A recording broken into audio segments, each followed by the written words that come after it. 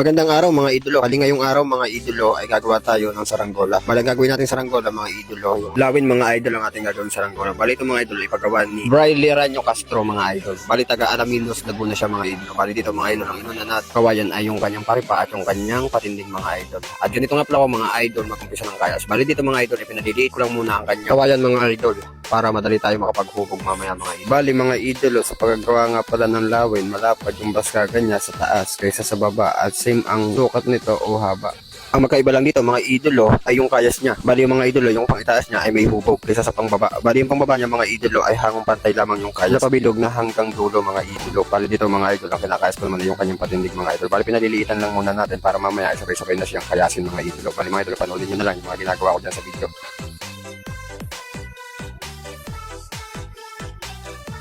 Bali dito mga idolo ay natapos ko na siyang kalusan mga idol. Bali dito mga idolo ay atin naman siyang kakayasin ng panibago mga idol. Lagyan natin siya ng hubog. Bali dito mga idolo ay kinakayasan ko na nga siya mga idolo. Bali dito kukunin lang natin yung lambot ng mga idolo. At ang kinakayas natin dito mga idol yung kanyang pambaba. Bali ang kayas nito mga idol ay hangong pabilog lamang na pag hanggang dulo. Ito mga idol ay walang hubog mga idol. Hangong pantay lang siya. Bali dito hinuhutok ko lang siya mga idolo. Tingnan natin kung tama ba yung hutok niya para hindi siya magkakilig. Ganito ako gumawa mga idol ng lawin. Bali natapos na nga natin kayasin yung isa. Ito naman ang kasunod yung may hubog na mga idol. Bali dito ay kuha ka lang ng isang dangkal sa dulo para yumukuyok lang siya. Para palagay natin ng pakpak niya ay nakaliko siya mga idolo.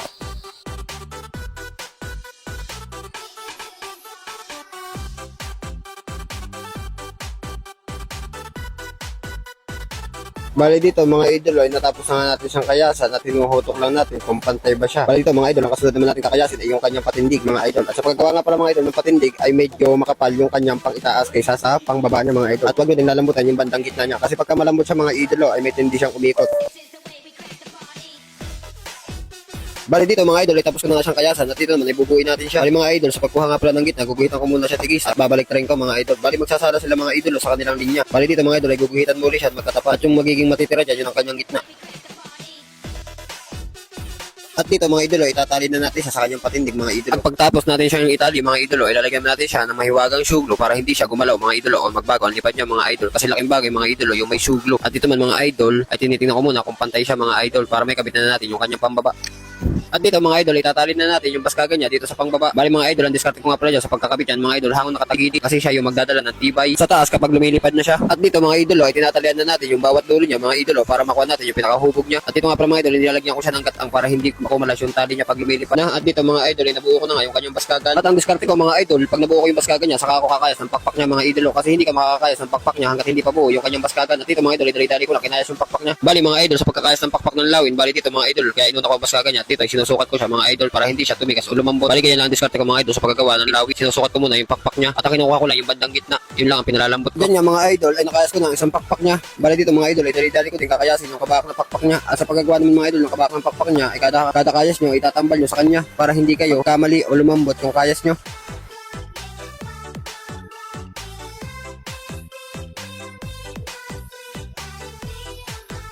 Bali dito mga idol ay kakapit na natin yung pakpak niya sa kanyang baskagan. Bali dito mga idol ay panoodin nyo na lang yung pagkakapit natin ng pakpak sa kanyang baskagan mga idolo.